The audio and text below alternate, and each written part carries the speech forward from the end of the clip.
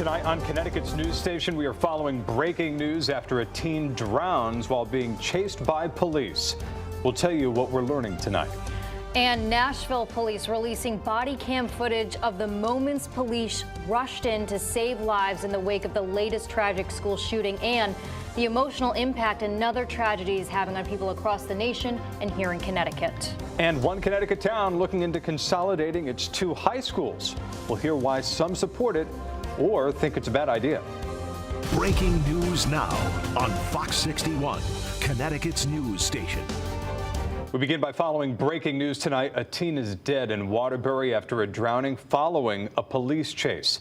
Good evening. I'm Ben Goldman. And I'm Jen Bernstein. Thank you so much for joining us. It happened after officers found two stolen vehicles today. Fox 61's Brent Harden joins us in the Breaking News Center with what we know so far from police. Brent. Yeah, Jen and Ben, Waterbury police say an officer found a stolen vehicle from New York State on Greeleytown Road just after noon. And soon afterward, that officer found another stolen vehicle from Ridgefield near Sage Drive. Now, when the officer got close to that vehicle, 4 teens jumped and ran out of it.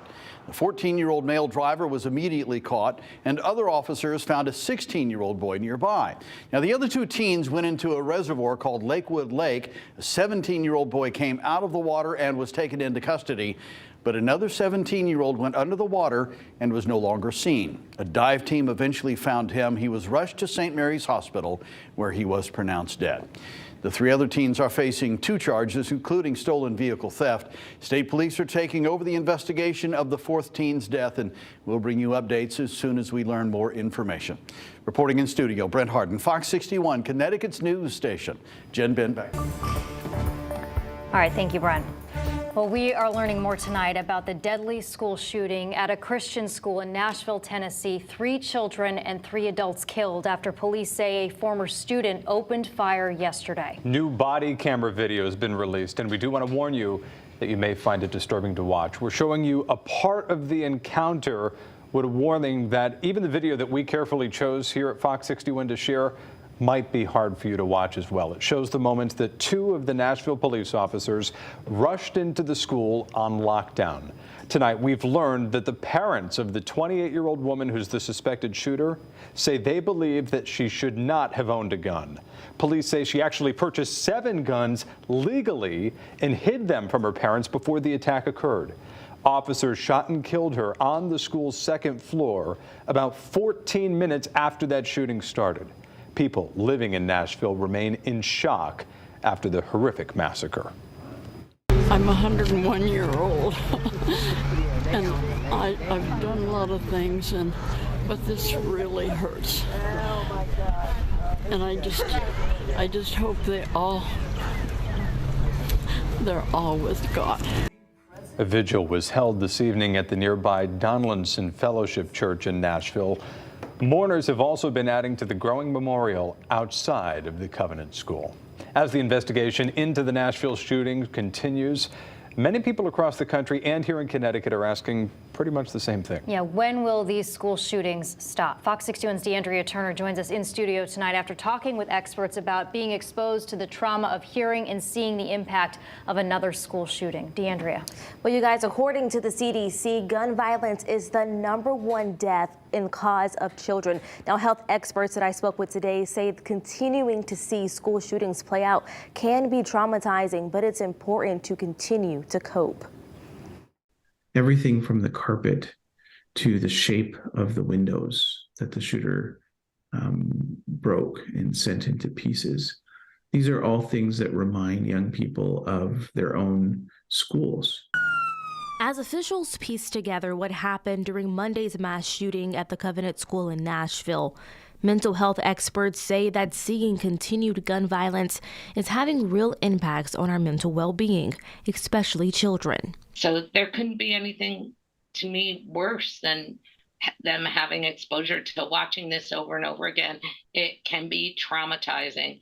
Nashville police released surveillance and body cam video of the shooting that killed 3 adults and 3 9-year-old children. Hartford Healthcare Chief of Psychiatry Dr. Javid Zakira says that he believes that this is growing more difficult to process the amount of trauma and violence that is happening in America. But it's growing harder and harder because of the way in which information is becoming more and more available and more in our faces. But I also think it's important that all of us acknowledge the impact of these images and these videos and give ourselves the space and grace to process it. And when it comes to coping, he says that this tragedy is one of the many that reshape the way people think of this country. Very personally for me, I moved here from Canada, so it hits me at a different level. I was looking it up yesterday.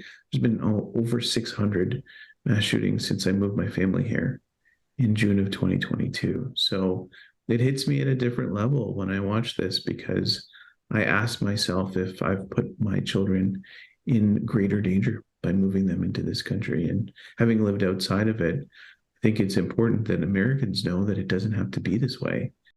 And now I want to reiterate that these experts say that it's important to talk to people if these events have impacted you. If that's therapy or self-care, they are saying that it's very important. In the studio, DeAndrea Turner, Fox 61, Connecticut's news station.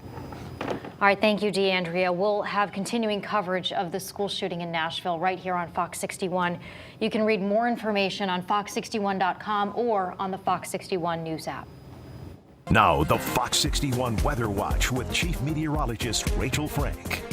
After seeing a few lingering showers out there today, we ended up finishing the day with a bit of sunshine, kind of a teaser to what's ahead as we head through the day tomorrow. Beautiful sunshine, highs in the 50s right now, 44 in the Hartford area, upper 40s in New Haven. As we head through the overnight, we'll see low temperatures around 30 degrees, give or take a few in either direction, and we'll break for sunshine. Overall, it looks like a nice day with light wind and high temperatures that will climb into the mid 50s, and we are dry for the evening commute. But after that, after 11 o'clock, after midnight, that's when we'll start to see a powerful cold front come through. That front will be associated with a brief burst of some heavier rain and snow, gusty winds, and rapidly falling temperatures. Luckily, it's moving through during a time that a lot of people are in bed. This is 2 a.m.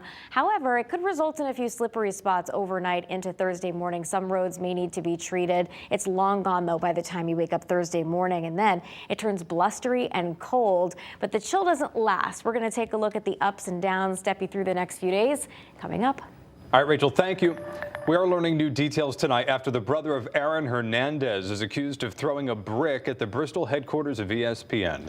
Bristol police say Dennis Hernandez, also known as DJ, is being charged with second-degree breach of peace for an incident that happened Thursday. Police say the brick had a message that said the media made a negative impact on his family. A few weeks earlier, Hernandez was arrested by Cheshire police and accused of reckless driving and leading a police chase. Hernandez's mother told police that he had been acting very strange and needed to be mentally evaluated at a hospital. Aaron Hernandez was a New England Patriots tight end, convicted of murder in 2015. He died by suicide in prison 2 years later. New at 10 tonight, leaders in Wallingford hearing concerns and support about a plan for its 2 high schools. Yeah, Town Council listened to residents tonight about a proposal to consolidate Lyman Hall and Sheehan High into one school. Fox 61's Gabby Molina joins us live outside of Wallingford Town Hall with the latest details about the plan. Gabby. Well, Ben and Jen, the town council meeting is still going on right now. Right now, town council members are asking representatives from the Board of Education some questions about this proposal. Tonight, the superintendent of schools laid out the plan in a 75-page presentation to the town council and to a room full of opponents. Wallingford's 2 high schools could soon become one, but a group of residents is trying to stop that from happening. This decision shouldn't be about money. It should be about what is best for Wallingford students. Rallying ahead of a town council meeting on Tuesday, opponents of joining Sheehan and Lyman Hall high schools together said they have many concerns about what one large high school will mean. I am worried about decreased scholarship opportunities, decreased student-teacher interactions, and then decreased extracurricular activities. The Board of Education already voted in favor of building a new high school at the Lyman Hall site, instead of making the needed improvements to the 2 different buildings. Now, the site of Lyman Hall High School was the only one at this particular moment that could be considered for feasibility. If the plan were to go forward, the new high school would not be open until fall 2028. I'm going to have trouble making new friends because of how big the school is. Current students said they're speaking out for those it will impact, sharing concerns about class sizes and the change in culture from a small school to a much larger one. I know every student in my grade. I could tell you everyone's name.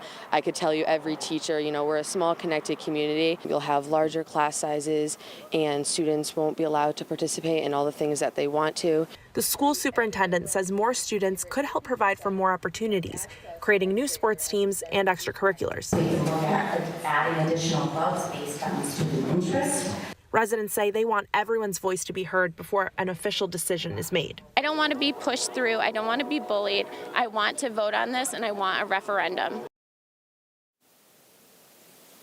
Now, to put this into perspective a little bit, right now, Lyman Hall High School has about 937 students enrolled. Sheehan has about 734. So a combined school of about 1,600 students would place that high school among the top 15 biggest in the entire state. Live in Wallingford, Gabby Molina, Fox 61, Connecticut's news station. All right, thank you, Gabby.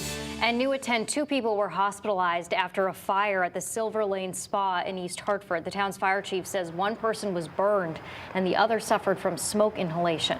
This afternoon's fire was contained to the spa, and surrounding buildings only had minor smoke damage. Investigators are still looking into what caused that fire.